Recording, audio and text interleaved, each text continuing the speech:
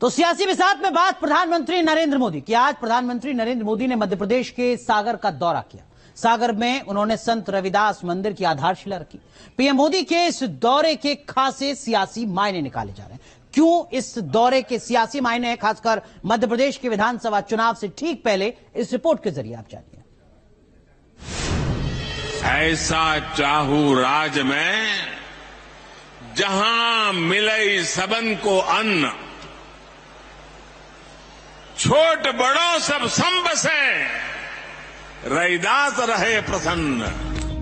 साधु संतों का सम्मान, धार्मिक इतिहास पर अभिमान, सामाजिक समरसता का पैगाम। मोदी की अगुवाई में बीजेपी का ये सांस्कृतिक राष्ट्रवाद है जो उन्हें दूसरी पार्टियों से अलग पहचान देता है। समरसता का महासागर उमड़ा हुआ है।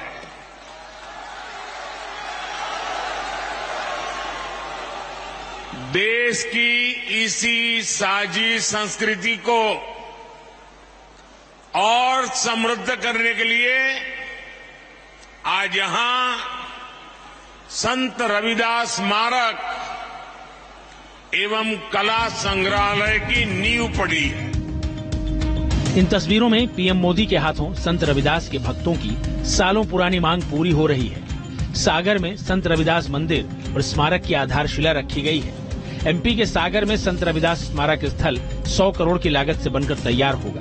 इस मौके पर जनता को संबोधित करते हुए पीएम मोदी ने आज के हिंदुस्तानी समाज के लिए संत रविदास की अहमियत का जिक्र किया। उस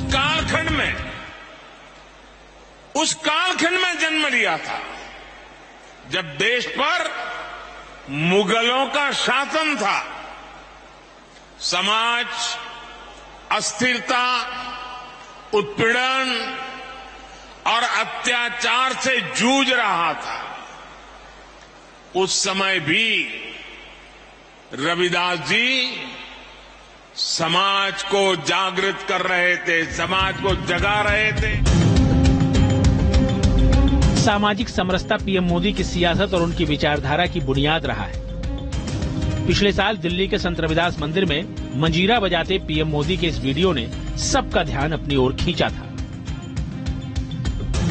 वाराणसी संत रविदास की जन्मस्थली और पीएम मोदी की कर्मस्थली। वाराणसी में पीएम संत रविदास मंदिर में अक्सर पूजा अर्चना करते रहे हैं। यूपी के सीएम योगी आदित्यनाथ के साथ पीएम नरेंद्र मोदी की यह तस्वीरें भी पिछले साल की ही हैं।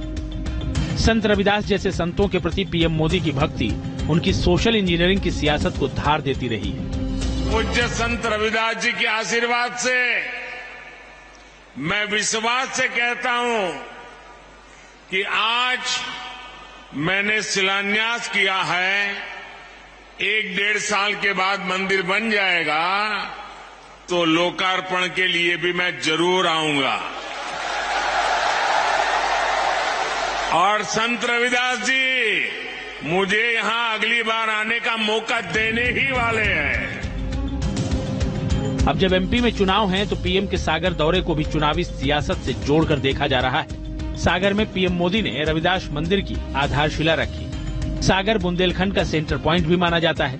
बुंदेलखंड में कुल 26 विधानसभा सीटें हैं। यहाँ सबसे अधिक अनुसूचित जाति के वोटर हैं। जानकारों के मुताबिक सागर में कार्यक्रम के जरिए बीजेपी बुंदेलखंड के साथ आसपास के कुल 54 सीटों पर तैयारी कर रही है। पीएम मोदी ने 5 महीने में 5वीं बार मध्य प्रदेश का दौरा किया है और अपने कार्यक्रमों में मोदी डबल इंजन सरकार की उपलब्धियों का बखान करते रहे। साथियों, प्रेरणा और प्रगति जब एक साथ जुड़ते हैं तो एक नए युग की नींव पड़ती है। आज हमारा देश, हमारा एमपी इसी ताकत के साथ आगे बढ़ रहा है। एमपी में अनुसूचित जाति की आबादी करीब 16% है। पिछली बार बीजेपी को अनुसूचित जाति की 18 सीटों पर सफलता मिली थी, जबकि कांग्रेस ने 17 सीटों पर जीत हासिल की थी। यानी पिछली बार कांटे की टक्कर रही।